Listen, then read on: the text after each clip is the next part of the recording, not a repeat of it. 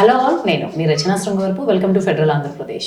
ఈ రోజు మనతో డాక్టర్ బి నాగశేషు గారు ఉన్నారు. డాక్టర్ బి నాగశేషు గారు మైసూరులో ఉన్న ముక్త గంగోత్రి విశ్వవిద్యాలయంలో తెలుగు అసిస్టెంట్ ప్రొఫెసర్గా పనిచేస్తూ ఉన్నారు. అయితే ఆయన 2 నవలలు రాశారు. 2 నవలలకి పురస్కారాలు వచ్చి అందులో మొదటి నవలైనటువంటి ఈ కిలారి నవలకి 2024-25కి సిరికోన సాహితీ అకాడమీ అనౌన్స్ చేసినటువంటి జొన్నలగడ్డ రాబోటు సరోజమ్మ స్మారక పురస్కారం వచ్చింది. సో ఈ సందర్భంగా ఒక గొర్రెల కాపరి నుంచి గోల్డ్ మెడలిస్ట్గా శేషు గారు ఎలా ఎదిగారు, ఈ నవలని ఎలా ఎన్నుకున్నారు, ఎందుకంటే కిలారి పేరు ఎంత కొత్తగా ఉందో ఇప్పుడు 2026లో ఇటువంటి రచనలు మనం చూడడం అరుదు. ముఖ్యంగా కులవృత్తులు కావచ్చు, వాళ్ళు పడేటువంటి ఇబ్బందులు, గ్రామీణ జీవితాలు ఇప్పటికీ రిలవెంటా కాదా, ఇప్పుడున్నటువంటి యూత్ కూడా ఇటువంటి తెలుసుకోవాల్సినటువంటి అవసరం ఉన్న నేపథ్యంలో ఇటువంటి పుస్తకం రావడం, ఇటువంటిది పురస్కారానికి కూడా ఎంపిక కావడం, పురస్కారానికి ఎంపిక అయితే ఎక్కువ మంది పాఠకులకి చేరే అవకాశం ఉంటుంది. కాబట్టి ఇంత మంచి రచన చేసినటువంటి నాగశేషు గారి పర్సనల్ జర్నీని, అలాగే ఈ పుస్తకంతో ఆయనకున్నటువంటి అనుబంధాన్ని ఈ ఇంటర్వ్యూలో చూద్దాం. సో నాగశేషు గారు, వెల్కమ్. సో ముందు మీ గురించి చెప్పండి.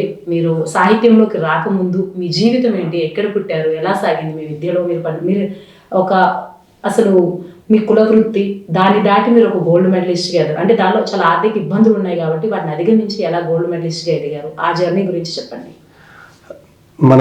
నేను ఇందాక గరిమేకలపల్లి అనేది మా సొంత గ్రామం మేడం. రామగిరి మండలం, అనంతపురం జిల్లా. ఇప్పుడు సత్యసాయి జిల్లా అనేటువంటిది ఇప్పుడు కొత్తగా బైఫర్కేట్ అయింది.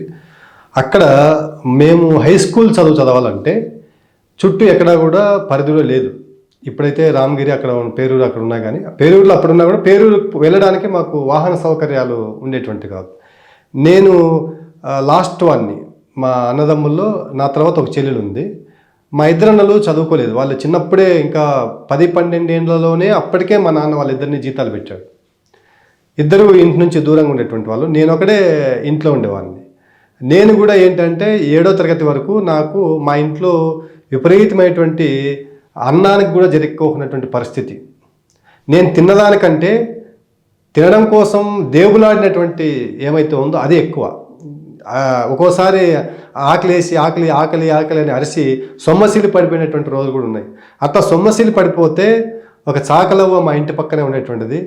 ఆ యవ్వ ఒక ముద్దో మొరకో ఇచ్చి నన్ను తినమని చెప్పేసి పెట్టేటువంటిది.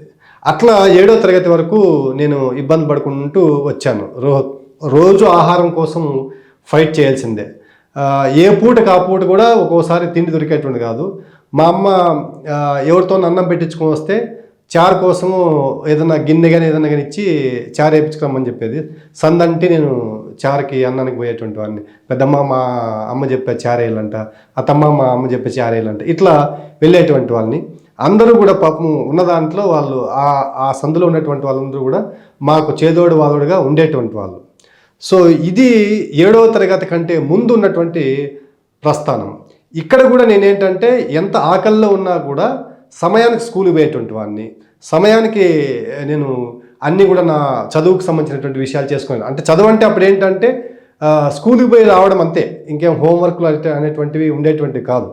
మా ఆటలన్నీ ఎట్లా ఉండేటువంటివి అంటే అన్నం కోసం వెంపర్లాడేటువంటి ఆ ప్రయత్నంలోనే ఆటలు కూడా ఉండేటివి. ఆటల కోసమే ప్రత్యేకించే సమయం ఉండేటువంటిది కాదు.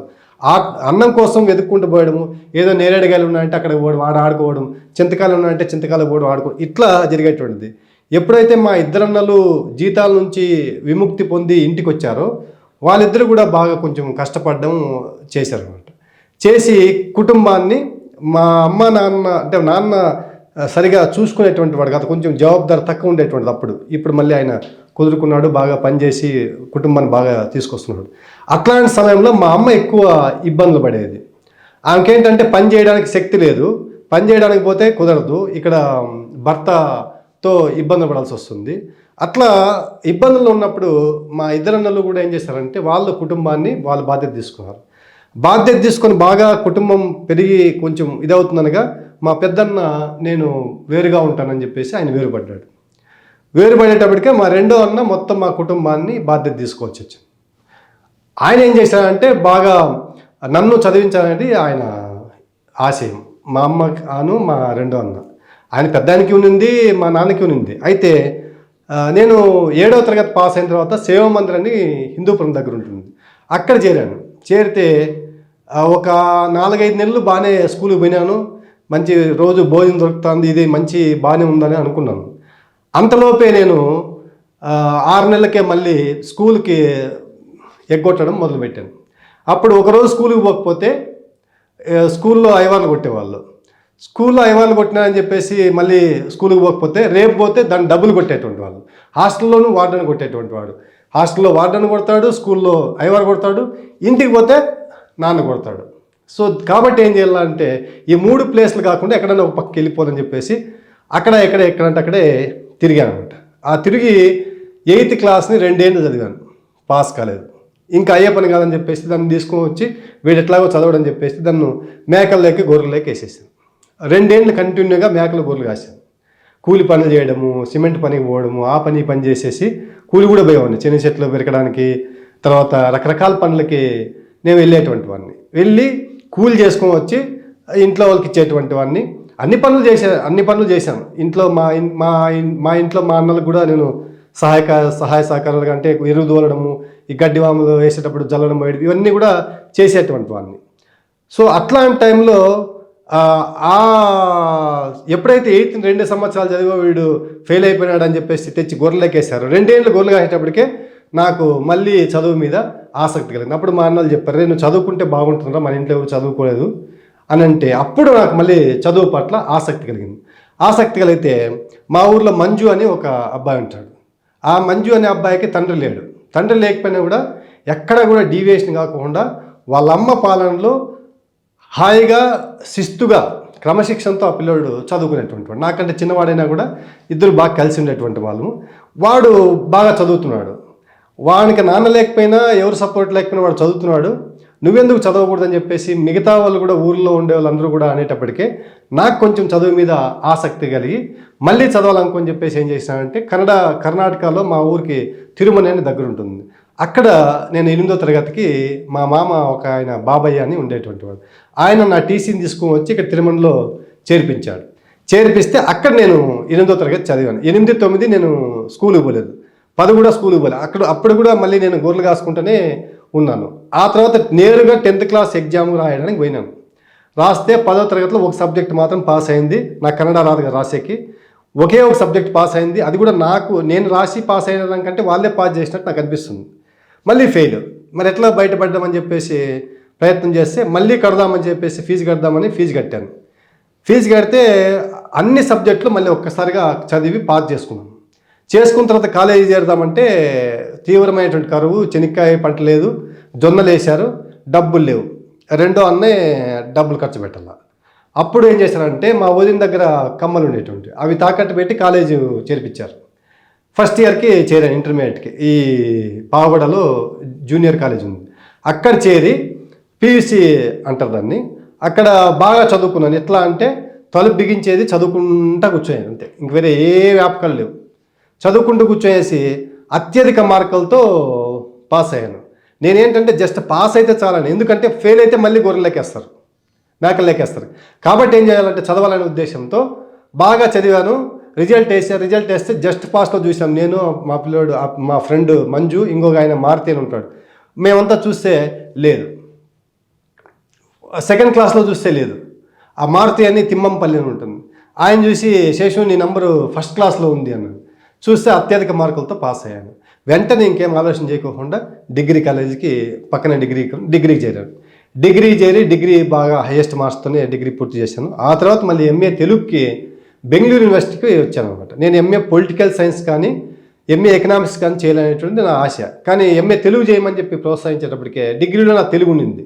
ఎంఏ తెలుగు అక్కడ బెంగళూరు విశ్వవిద్యాలయంలో చేరాను అనమాట. బెంగళూరు విశ్వవిద్యాలయం 2 ఏళ్ళు చదువుకొని అక్కడ విపరీతమైనటువంటి మాకు బీసీఎం హాస్టల్ అని ఉండేది. అత్యధిక మార్కులు ఎవరైతే వచ్చింటాయో వాళ్ళకి డిగ్రీలో వాళ్ళకి మాత్రమే అక్కడ సీట్ ఇచ్చేటువంటి వాళ్ళు. ఆ హాస్టల్లో ఉంటూ నేను బాగా చదువుకునేటప్పటికే ఎంఏ తెలుగులో గోల్డ్ మెడల్ పట్టాన్ని నేను సాధించగలిగాను. అది నేను నా ప్రస్థానం, నా విద్యాభ్యాస ప్రస్థానం. నెక్స్ట్ చెప్పండి, జీవితంలో అన్ని కష్టాలు ఎదుర్కొని, ఆర్థిక ఇబ్బందులు ఇవన్నీ ఎదుర్కొని గోల్డ్ మెడలిస్ట్ వరకు ఎదిగారు. తర్వాత రచయితగా ఎప్పుడు మారారు? మీకు రచన చేయాలని ఇంట్రెస్ట్ ఎప్పుడు వచ్చింది? అక్కడ నుంచి నేను 2005-6లో గోల్డ్ మెడల్ సాధించిన తర్వాత ఇంకా నేరుగా బెంగళూరు నుంచి ఏం చేస్తారంటే హిందూపురం అని, అక్కడ ఒక ఆయన మా సీనియర్ షానవాజ్ అని పనిచేసేటువంటి హిందూపురం ఎస్డిఎస్ కాలేజ్ అని, అక్కడ ఎయిడెడ్ కాలేజ్ అది. నేను అక్కడ తక్కువ జీతం 2,500 జీతానికి నాకు 2,500 నా మొహం ఎప్పుడు చూసింది లేదు. 2,500 ఏం చేయాలనేటువంటి ఆలోచన చేసేటువంటి జీవితం నాది. ఎందుకంటే ఎప్పుడు కూడా 2,000 ఖర్చు పెట్టినటువంటి జీవితం కాదు కాబట్టి. ఆ 2,500కి చేరి దాదాపు నా జీతం 15,000 అయ్యే వరకు కూడా దాదాపు 10 ఏళ్ళ పైన, అంటే 8 సంవత్సరాల పైన. ఇది 2005-6 నుంచి 13 వరకు అనుకుంటా. 13 వరకు నేను అదే కాలేజీలో పనిచేశాను. 15,000 వరకు వచ్చి వాళ్ళు తెలుగు సబ్జెక్ట్ అంటే ఎక్కువగా పెంచేటువంటి వాళ్ళ శాలరీస్. అట్లా ఉండగా ఏం చేయాలా ఈ రిమోట్ ఏరియాలో ఉన్నా అని చెప్పేసి అనేసి ఏమి విషయాలు తెలిసేవి కదా నేను సాహిత్యం చదువుకునేటువంటి వాడిని, పిల్లలకు బాగా పాఠాలు చెప్పేవాడిని, మంచి రెస్పాన్స్ ఉంటుంది కాలేజీలో, ఓకే యాక్టివ్గా కాలేజీలో పనిచేసేటువంటి వాడిని. అయితే నా వ్యక్తిగతంగా నేను ఏమీ ఎదగడం లేదు కదా అనే ఉద్దేశంతో వ్యాసాలు రాయడం ప్రారంభించాను. వ్యాసాలు రాయడంలో మొట్టమొదటి నేను ఎన్నుకున్నటువంటి విషయం ఏంటంటే వేమన సాహిత్యం తీసుకున్నాను. వేమన సాహిత్యం అంతా చదివితే ఆయన రకరకాల స్త్రీ పక్షపాతి రకరకాలుగా ఆయన్ని చిత్రీకరించారు. అందుకోసం నేనేం చేశానంటే వేమన సాహిత్యంలో సగం ఆకాశం అనేటువంటి వ్యాసాన్ని రాశాను. దాన్ని చాలామందికి చూపిస్తే ఎవరు చదివే కూడా పోలేదు, ఏం రాసిన వాళ్ళే అనే ఉద్దేశంతో చదివే కూడా పోలేదు. ఎవరు పట్టించుకోకపోయేటప్పటికే నాకు అనిపించింది, నేను ఒక చోట చదివాను, మనమే జడ్జ్ అయ్యేదానికి అవకాశం ఉంటే మనం లాయర్లుగా ఉంటున్నాము అని చదివాను. సరే చూద్దామని చెప్పేసి ఎవరికి చూపించేది ఏమని చెప్పేసి కవర్లకు పెట్టేసి ఆ వ్యాసాన్ని పోస్ట్ డబ్బాలకేసి ఆంధ్రభూమి సాహితీ వాళ్ళకి పంపించాను. ఆంధ్రభూమి వాళ్ళు ఈ వారం పంపించానేమో నెక్స్ట్ సోమవారమే వచ్చేసింది. అప్పుడు నాకు పాప పుట్టినుంది. తెల్లవారికే ప్రముఖ విమర్శకులు రాచపాలెం చంద్రశేఖర్ రెడ్డి గారు ఫోన్ చేశారు. 1100 చిన్న సెల్ నా దగ్గర ఉంది. ఫోన్ చేసి ఎవరు ఎక్కడ అనమాట, నేను నాగశేషన్ అంటే ఎక్కడి నుంచి అన్నారు. హిందూపురం అంటే రాయలసీమ నుంచి ఇంకొక సాహితీ విమర్శకుడు పుట్టాడని చెప్పేసి ఎదుగుతున్నాడు అని చెప్పేసి నాకు ఆనందంగా ఉంది, నేను రాచపాలెం చంద్రశేఖర్ రెడ్డి అన్నారు. సార్ నమస్కారం సార్ అని చెప్పేసి మాట్లాడించిన తర్వాత నీ వ్యాసం చాలా బాగుంది, బ్యాలెన్స్డ్గా ఉంది, మేము సిపి బ్రౌన్ గ్రంథాలయం నుంచి ఒక వ్యాసం పట్టిస్తున్నాం, అందులో ఈ వ్యాసాన్ని వేస్తాం. తప్పకుండా సార్ అని చెప్పి ఆ వ్యాసానికి చాలామంది ఫోన్లు చేశారు. దాదాపు 2-3 రోజులు ఆ వ్యాసానికి వచ్చింది. అట్లా మళ్ళీ చిన్న చిన్న కవితలు తీసుకొచ్చాను. ఈ పర్టికులర్ చేతి వృత్తుల గురించి ఈ కిలారి పదమే కొత్త పదం. ఎవరు కూడా ఇంతవరకు రచనలు ఎక్కడా కూడా మనకు కిలారి పదం ఉపయోగించలేదు. డిక్షనరీలో ఉంది కిలారి అని. గిలారి అంటే గొల్లవాడు అనే అర్థము వాడుకలో లేదు. ఎవరు కూడా కిలారి అని వాడు. మా వైపు అనంతపురం జిల్లాలో ఏమయ్యా కిలారి ఇంకా గొర్రెలు లేపలేదా, ఏమయ్యా కిలారి ఇంకా పశువులు లేపలేదా అంటారు. గొల్లల్ని కురబల్ని ఎవరైనా కావచ్చు, ఈ పందులు కాసేటువంటి వాళ్ళు వీళ్ళని కూడా కిలారి అంటారు. సో అట్లా నేను ఏకుదారమైన సబ్జెక్ట్ని ఎన్నుకొని కొత్తగా రాసినప్పుడే ఇందులో కూడా ఏంటంటే కిలారి పుస్తకంలో కూడా చెప్పండి, మీరు ఏకుదారం కొంత గొర్రెలు కాపర్లాన్ని తీసుకొచ్చేది, కిలారి అన్న కొంచెం అదే, ఎందుకు రెండు సిమిలర్ సబ్జెక్ట్స్ లేదు? ఏకుదారం సబ్జెక్ట్ వేరు, ఈ కిలారి సబ్జెక్ట్ వేరు. వృత్తిపరంగా అది కంబలు నేసేటువంటి వృత్తి, ఇది గొర్రెలు కాస్తూ దీంతో అనేక వృత్తులు ముడిపడి ఉన్నాయి. అందులో కూడా నేను కంసాలి, మాదిగ, మాల, తర్వాత రెడ్డి, బ్రాహ్మణ, చౌదరి, ఈ ఇన్ని కుటుంబాలు, వైశ్యులు అందరూ కూడా ఏకుదారంలో వస్తారు. ఇక్కడ కూడా ఏంటంటే ఒక గొర్రెల కాపర్లు, ఆవులు కాసేటువంటి వాళ్ళు, గొల్లలు, తర్వాత మంగలి, తర్వాత ఎరుకల, ప్రత్యేకించి కిలారిలో ఎరుకల వారి సాంస్కృతిక జీవితం ఎక్కువ కనిపిస్తుంది. సో మీరు ఓవరాల్ గా కిలారి కింద పెట్టింది ఉత్పత్తి కులాల ఉస్తువారి అంటే ఏంటంటే తను ఒక రీచ్ అయ్యాడు అనే దాన్ని ఉస్తువారి అంటాడు. తాను ఏమైతే అనుకున్నాడో దానికి చేరడానికి పడ్డటువంటి శ్రమ, తను ఆ విజయం సాధించాడు అనే దాన్ని ఉస్తువారి అనేటువంటి పదంతో చూపించాను. ప్రాస కూడా కుదురుతుందనే ఉద్దేశంతో ఉత్పత్తి కులాల ఉస్తువారి. ఈ దేశంలో లేదు, ఆయన ఆ స్థానానికి చేరుకున్నాడు అని, విజయం సాధించాడు అని చెప్పడానికి, విజయం సాధించాడా లేదా అని మీరు ప్రశ్న వేయచ్చు, ఎక్కడ సాధించాడు అని. మనకు భారతదేశంలో ఒకప్పుడు ఉన్నటువంటి కుల వ్యవస్థకి ఇప్పుడు ఉన్నటువంటి కుల వ్యవస్థలకి చాలా వరకు మారిందనే చెప్పవచ్చు. అక్కడక్కడ అస్పృశ్యత ఇవన్నీ ఉన్నాయి, ఏవేవి ఆధిపత్య కులాలు, ఏవేవి అడ్డంకులు సృష్టి అవన్నీ జరుగుతున్నాయి. అయితే మునుపంత లేవు. కాబట్టి చాలామంది ఇప్పటికే చాలామంది ఉత్పత్తి కులాలలో కూడా వాళ్ళు అనుకున్నటువంటి వాటికి కొంతవరకు రీచ్ అయ్యగలిగారు. కాబట్టి అపజయాలే కాదు, జయాలు కూడా చెప్పాలనేటువంటిది నా ఉద్దేశం. రెండవ కాన్సెప్ట్ కిలారిలో ఏంటంటే, మనం కులాలు అంటాం కదా, కులాలు అనేటువంటి పిచ్చి పట్టుకొని మనం నాయకుల వెంట తిరిగితే ఆ నాయకులు మనల్ని ఎట్లా నట్టేట ముంచుతారనేటువంటి ఒక కాన్సెప్ట్. రెండవది ఏంటంటే, నువ్వు కులం అనే సంకలు గుద్దుకుంటావు, నీ కులం వాడే నీ ఇంట్లో పుట్టినటువంటి అన్నదమ్ముల్లోనే నీకు మోసం చేసేటువంటి పరిస్థితులు ఉన్నటువంటి రోజులు ఇవి. ఎవరో కాదు మోసం చేయడు, ఇంట్లో వాడే మోసం చేసేటువంటి రోజులు కూడా ఇప్పుడు మనం చూస్తున్నాం. భార్యను భర్త, భర్తను భార్య, ఇవన్నీ కూడా మనం చూస్తున్నాం. తండ్రి తల్లి పిల్లలు, ఆస్తుల కోసం పిల్లలు తల్లిని చంపినటువంటి వాళ్ళు, ఇవన్నీ చేస్తున్నారు. మరి ఇక్కడ లేదా కులం అనేటువంటిది. కాబట్టి రక్త సంబంధంలోని ఉన్నటువంటి వాళ్ళే మోసాలు చేసేటప్పుడు నువ్వు ఒక కులం అని చెప్పి నువ్వు వాళ్ళంట పోతే వాడు నిన్ను ఎందుకు మోసం చేయకుండా ఉంటాడు అనేటువంటిది ఒక ప్రశ్నార్థకంగా ఉండాలనే ఉద్దేశంతో కిలారి అనేటువంటి దాన్ని చెప్పిన తర్వాత, ఈ గొర్రెలు కాసేవాళ్ళు, పశువులు కాసేటువంటి వాళ్ళు, పందులు కాసేటువంటి వాళ్ళు, ఇట్లాంటి ఎవరైతే కాపర్లు ఉన్నారో వాళ్ళు ఈ భూస్వాముల వల్ల ఏ విధమైనటువంటి ఇబ్బందులు పడతారు అనేటువంటిది కూడా ఒక కాన్సెప్ట్. వాళ్ళ నేలల్లోకి, మామూలు బీడు నేలల్లోకి కూడా కొంతమంది నా నేలలోకి రాకూడదు నువ్వు అంటారు. ఖాళీగా ఉన్నా కూడా రానికూడదు అంటారు. ఏమంటే నాది ఇది, నువ్వు రాకూడదు అంటారు. తర్వాత ఈ కులాలు చైతన్యవంతులుగా ఉండాలా, వాళ్ళతో పాటు ఎప్పుడూ గొడవలు పడుకుంటూ కక్షలు పెంచుకుంటూ ఉండి అక్కడే జీవితం గడిపితే అక్కడే ఆగిపోతుంది.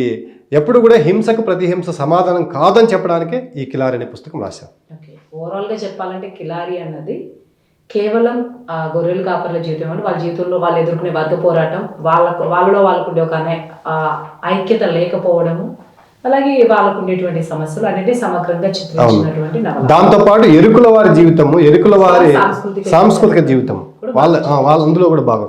యాదవుల సంస్కృతి జీవితం, తర్వాత మంగళి వాళ్ళు ఎట్లా ఇబ్బంది, ఓవరాల్ గా కుల వృత్తులు ఇట్లా ఉన్నాయి. వీళ్ళు ఏ విధంగా వీళ్ళు ఇబ్బందులు పడుతున్నారు భూస్వాముల ద్వారా అనేటువంటిది ఒక కాన్సెప్ట్. దాని నుంచి వాళ్ళతో ఎప్పుడు ఇప్పుడు మనం పల్లెలో ఒక సెంటు జాగా కోసం కొట్లాడుకొని నరుక్కున్నటువంటి వాళ్ళు, కోర్టుల్లో కేసు వేసినటువంటి వాళ్ళు బోరెడు మంది కనిపిస్తారు మనకు. ఒక సెంటు జాగా కోసం నాకే కావాలి ఇది అంటాడు. వాడు ఏం పొడుస్తాడా ఆ సెంటు జాగా అంటే ఊరికి కొట్టుకొని సావడం తప్పితే దాని బదులు అది వానికి వదిలేసి నువ్వు ఎక్కడైనా పట్టణానికి వచ్చి బాగుపడితే అదే వృత్తి చేసుకుంటావు. పందులు కాసేవాడు ఊర్లో పందుల కోసం గలాటలు పెట్టుకునే బదులు సిటీకి వచ్చి అదే పందుల పెంపకం చేస్తే లక్షలు సంపాదించుకోవచ్చు. అట్లా సంపాదించుకున్నటువంటి గొర్రెల కాపరి, యాదవుడు, ఎరకల వాళ్ళు తిరిగి ఆ ఊరికి ఏ విధంగా ఉపయోగపడ్డారనేటువంటిది ఇందులో ఉన్నటువంటి ఇతివృత్తం. వీళ్ళు ఎప్పుడు కూడా ఊరంటే కక్షలు పెంచుకోవడం కాదు, ఊరందరూ కూడా సమానంగా ఎదగాల. ఈ ఊర్లో ఫలానా వాడంటే మావాడని చెప్పేటువంటి, అంటే కులాలకు అతీతంగా మేము ఊర్లో అందరినీ ఏ కులం వల్ల అయినా కూడా మామ, అత్త, పెద్దయ్య, పెద్దమ్మ ఇట్లా పిలుస్తాం. అది మా కులముడు కావచ్చు, వేరే కులములు కావచ్చు. ఆ సాంప్రదాయం అనేటువంటి ఉంది. అక్కడి నుంచి బయటపడి ఆ కక్షల నుంచి, కార్పణ్యాల నుంచి, ఆ అసూయ దేశాల నుంచి బయట వచ్చి బాగా సంపాదించుకొని వచ్చి తిరిగి నువ్వు అంతో ఎంతో ఊరికి కుదిరితే మంచి చేస్తే ఊరు బాగుపడుతుంది. మొదట మనందరికంటే కూడా ముఖ్యమైనది ఊరు. ఎందుకంటే మనల్ని ఏ ఊరు అంటారు, అదైన తర్వాతే తల్లిదండ్రులు అంటారు. అంటే తల్లిదండ్రుల కంటే ప్రాముఖ్యమైనటువంటిది ఊరు బాగు కోసమే అందరూ పాటుపడాలనేటువంటిది ఈ సబ్జెక్టు. తర్వాత కులాలని కొట్టుకుంటాం కదా, ఈ కులాలు కొట్టుకునేది కాదు, వాళ్ళ వెంట తిరగడం కాదు, వాళ్ళని వెంట తిరగడం కాకుండా వాళ్ళకి వెనుదిరగడం, అంటే వాళ్ళ మీద పోరాటం అనేటువంటి ఏమైతే తిరగబడటం ఏమైతే ఉందో ఆ తిరగడం కాదు, తిరగబడటం అనేటువంటిది నేర్చుకోవాలా అనేటువంటిది నేను చెప్పేటువంటి ఈ కిలారి ముఖ్య ఉద్దేశం. ఫైనల్ గా ఒక క్వశ్చన్ నాగశేషు గారు, మీరు కిలారి రాశారు, ఏకదారం రాశారు, సో ఫైనల్ గా ఇంకొక సబ్జెక్ట్ ఎన్నుకోవాలంటే నెక్స్ట్ సబ్జెక్ట్ మీరు ఏమి? ప్యూర్ లవ్ స్టోరీ ఒకటి రాస్తున్నాను మేడం. హంపి చేరిన ఉత్తరం అని ప్యూర్ లవ్ స్టోరీ. ఇంతవరకు తెలుగు సాహిత్యంలో ఆ రకమైనటువంటి లవ్ స్టోరీ రాలేదు, సినిమాల్లో కూడా అట్లాంటి లవ్ స్టోరీ రాలేదు. ఒక అద్భుతమైనటువంటి ప్రేమ కథ ఇతివృత్తంతో నేను ఈ హంపి చేరిన ఉత్తరం, కథలన్నీ కూడా కంచికి చేరుతాయి. కథ కంచికి చేరని మన ఇంటికి చేద్దామంటారు. నేను కథని హంపికి చేర్చాను. ఆ చారిత్రాత్మకమైనటువంటి లవ్ స్టోరీని, ప్రేమ కథని రాస్తున్నాను. ఆ తర్వాత ఇంకొక చారిత్రక నవల కూడా ఒకటి రాస్తున్నాను. ఈ రెండు ఇప్పుడు ఉన్నటువంటివి. ఇంతకంటే మునుపు ఈ ఏకుదారం తర్వాత బీరప్ప రాశాను. బీరప్ప ఏకుదారం కంటే ముందు పబ్లిష్ అయినా కూడా నేను రాసిన మొదట ఏకుదారం నవల. అది కూడా అద్భుతమైనటువంటి, ఇంతవరకు మనకు తెలుగు సాహిత్యంలో ఒక క్లాసిక్ వర్క్, అంటే ఒక వృత్తి గురించి సమూలాగ్రంగా చర్చించినటువంటి నవల. దాంతోపాటు వృత్తే కాకుండా ఉత్పత్తి కులాలు ఏవైతే ఉన్నాయో అందరూ వాళ్ళ వృత్తిని బతికించుకోవడానికి, వాళ్ళు బతకడానికి ఏ ఇబ్బందులు పడ్డారనేటువంటిది ఆ ఏకుదారము, కిలారి. అద్భుతమైనటువంటి ఇతివృత్తాలు. పేర్లు కూడా మీరు చూస్తే ఏకుదారం ఎక్కడా కూడా మనకు వినిండ్రు, కొత్త పదం. కిలారి కూడా మీకు ఎక్కడా కూడా వినపడదు. ఎవరో కిలారి అంటే ఏంటప్ప అంటారు. కిలారి పదాన్ని ముందు మాట రాయడానికి గంగిశెట్టి లక్ష్మీనారాయణ గారు శాసనాలన్నీ వెతికారు. ఆయన ముందు మాటలో రాశారు. శాసనాలు వెతికి ఓహో ఇదే కిలారి పదం అంటే, కిలారి పదంకి అర్థం కూడా చాలామందికి తెలియకున్నటువంటి మళ్ళీ నన్నే అడిగారు. సో అట్లా ఈ వైవిధ్యమైనటువంటి రచనలు చేస్తేనే మనం తెలుగు సాహిత్యంలో మనకంటూ ఒక ప్రత్యేక పంథా ఉంటుంది. అట్లాగే ఇది కూడా అంతే. ఎరుకుల వారి సాంస్కృతిక జీవితాన్ని యాదవ, కురుబ, మంగలి, చాకలి వాళ్ళ బాధలు, వాళ్ళ ఇబ్బందులన్నీ కూడా ఇందులో చాకలి వాళ్ళు కూడా ఇందులో కూడా ఉన్నారు. ఏకదానంలో కూడా చాకలి వాళ్ళు ఉన్నారు. ఇట్లా సమస్త వృత్తుల సమస్త చిహ్నం అని శ్రీశ్రీ అంటాడే, అట్లా అన్నిటి కులాలకు సంబంధించిన విషయాలన్నీ కూడా ఇందులో వైశ్యాస్ కూడా ఏకదానంలో వైశ్య పాత్రలు ఉన్నాయి. అది. థ్యాంక్ యూ నాగశేషు గారు. Thank you madam. Thank you. చాలా సంతోషం మేడం. Thank you. ఇంతటితో ఈరోజు ఇంటర్వ్యూ ముగిద్దాం. మళ్ళీ ఇంకొక మంచి రచయిత మళ్ళీ త్వరలోనే కలుసుకుందాం.